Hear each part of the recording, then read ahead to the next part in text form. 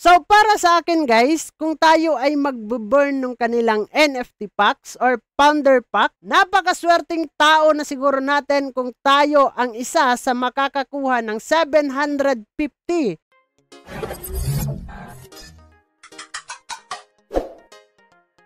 Hey, what's up mga pre? Another video and another pag-uusapan na naman tayo dito sa Sprite Land. So dito guys, pag-uusapan nga natin kung worth it nga ba na tayo ay bibili nung kanilang founder packs. So guys, dito nga sa Ronin Market ay makikita po natin yung kanilang founder packs. Sa ngayon nga guys, makakabili tayo sa 12.73 RON or nasa 7.14 USDC or USDT yan guys, no? So nasa sa inyo yan guys, kung bibili po kayo, this is not a financial advice na tayo ay bibili nitong kanilang founder pack. At hindi po natin alam kung tayo nga ba ay bawing-bawi pagdating ng panahon dito sa kanilang mga binibigay sa kanilang founder pack. Alamin naman natin guys kung ano nga ba yung makukuha natin dito pag nag-burn po tayo nito. So dito tayo sa kanilang spriteland.gitbook guys, no? So the founders NFT collection is meron nga lang silang limited 2,222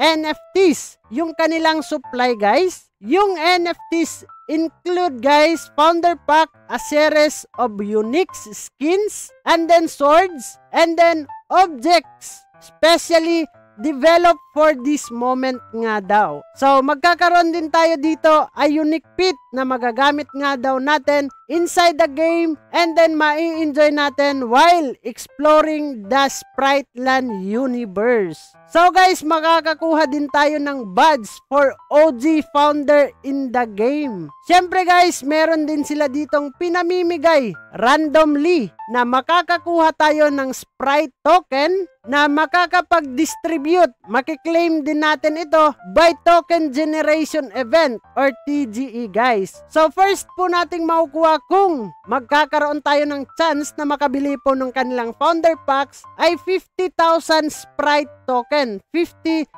of chance nga daw yan. And then 200,000 Sprite token, 30% of chance. And then 400,000 Sprite token, 15% of chance. And then 750,000 Sprite token. Pero napakababang chance na po yan guys na tayo ay makakakuha nitong 750.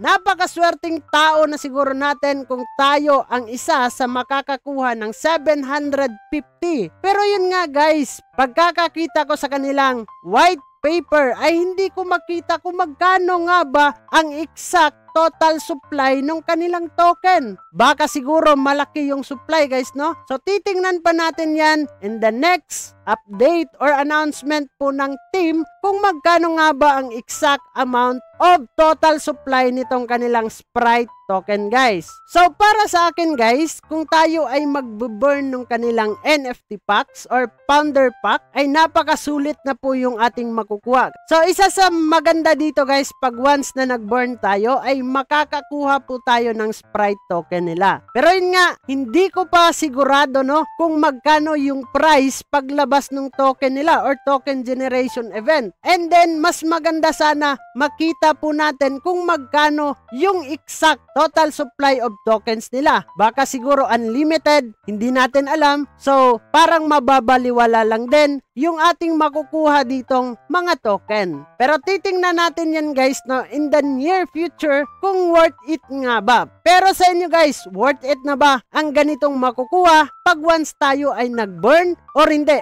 Comment down below para malaman din ng iba kung worth it nga ba na tayo ay magbe-burn dito. And then guys, ipapakita ko sa inyo kung paano tayo dito magbe-verify ng ating mga na-burn na NFT packs or founder packs. So dito lang tayo sa gilid, right top, itong cake icon guys, click lang po natin yan. And then dito pag hindi pa po yan connected yung ating wallet, ay kailangan po natin mag-verify. Kailangan po naka-open sa browser yung ating Ronin wallet. And then pagkatapos ma-verify yan guys, kailangan nyo lang i-close and then re-log in tayo ulit para lumabas po itong Claim Founders NFT. So, sa pag-click ko dito guys ng Claim Founder NFT, and then confirm lang po guys.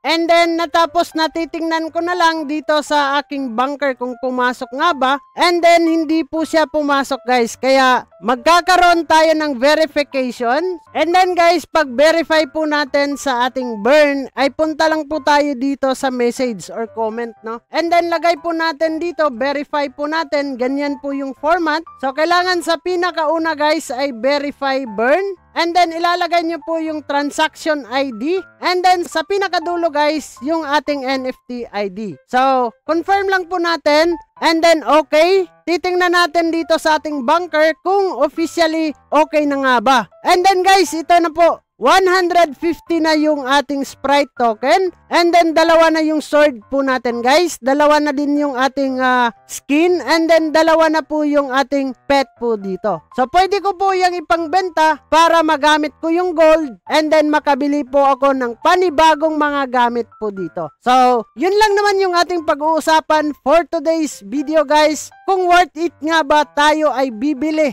ng kanilang Founder Pack at magsusunog dito guys, no? So, bago natin tatapusin ang video na to, kung bago ka lang dito sa ating YouTube channel, ay huwag kalimutang mag-click subscribe and click the notification bell para ma-update at ma-aware ka sa mga panibago nating i-upload na video. So, this is me, Dong Ayan TV. Mag-ingat po tayong lahat and bye-bye! Barangay, samahang masaya, ano pang hinihintay? Kung online games ang iyong gusto, dito ka sa guild ko, solid to. Sa aming community na puro makulit, mga hari na trash talk pero